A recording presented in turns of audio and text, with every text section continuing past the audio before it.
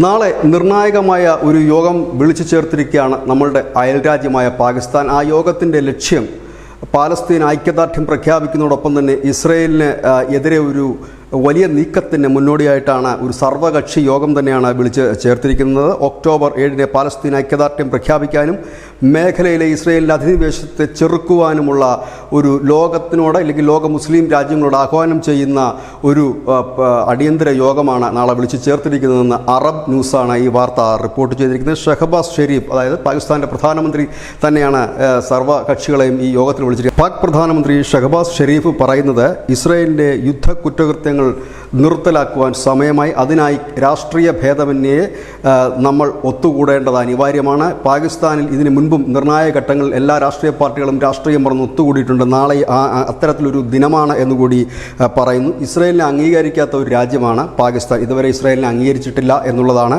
എടുത്തു പറയേണ്ട ഒരു കാര്യം.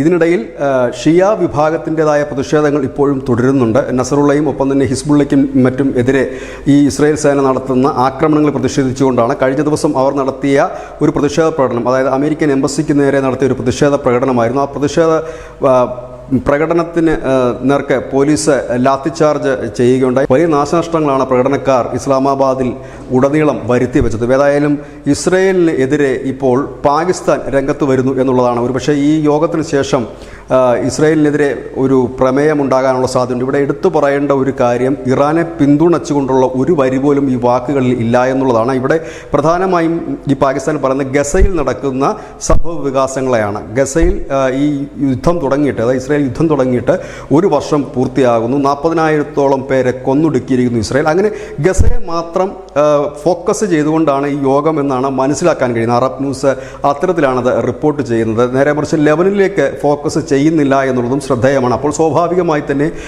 ഇറാനെ പിന്തുണയ്ക്കാനുള്ള സാധ്യത ഇല്ല എന്ന് കരുതാം. News desk news India Malayalam.